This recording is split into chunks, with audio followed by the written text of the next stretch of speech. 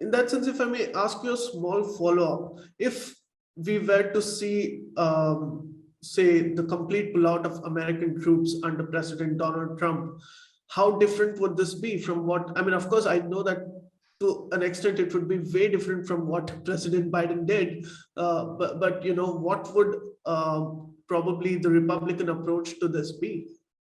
Well, if you go back to the Doha agreement, firstly, it was condition-based. What were the conditions? The Taliban had obligations. Number one was they were not to be attacking any American, and they were not to be harboring any terrorist forces. There would be no withdrawal from Afghanistan, no permanent withdrawal, full withdrawal of US forces if they were doing either one of those two things under the agreement. Right. And they clearly were harboring terrorist forces. They clearly are harboring terrorist forces. And they clearly were engaged in the killing of 13 Marines on the way out. So conditions were not met for the purposes of the departure. But let's assume hypothetically that the conditions had been met, that we had no indication that there was any terrorist movement being harbored in Afghanistan, that there was no demonstrable military aggression against U.S. forces or U.S. or NATO forces, and that we decided to withdraw. The last thing you would do would be to remove the final troops. You wouldn't. They did everything in the reverse order. You wouldn't leave American civilians in danger. You would not, by the way, I would not personally have given up that air base. That air base is 500 miles from China and I think 400 miles from Iran. I would welcome an argument with anyone who says it doesn't have immense 21st century strategic value. We built it in the 1950s as part of our Cold War strategy. We invested, probably well over $100 million in it.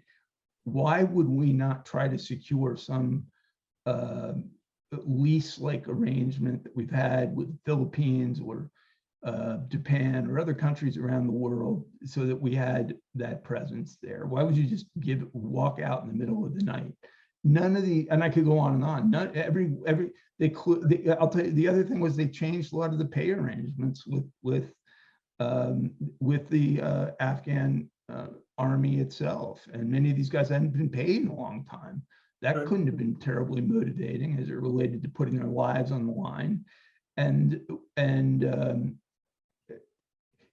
I cannot envision any, even one or two competent people, much less telling you that this is the team decision making. And no one, you haven't heard anyone come out at any high level. What lower levels you have, but no, at no high level did someone come out and say, "Hey, we wouldn't have done it this way." In the 4 years of Trump, you heard that all the time by cabinet officials. Right. They all were in agreement. Yeah, we did this They did it because this really was kind of the intended process. And you could see it even in Biden's own press conferences.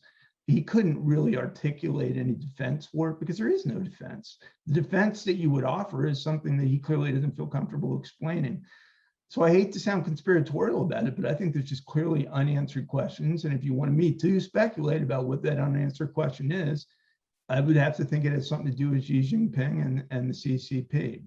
Because I don't think we would be taking this from Pakistan or, I mean, it's possible. I mean, those are the two probable culprits. But I'm almost embarrassed, honestly, to talk to friends in the United States, around the world, and say that this was the American military managing a withdrawal from a 2-decade conflict. We got, bodies in Lot 60 in Arlington Cemetery, kids killed in blossoming early years of their lives, trillions of dollars in American taxpayer money spent, so much invested.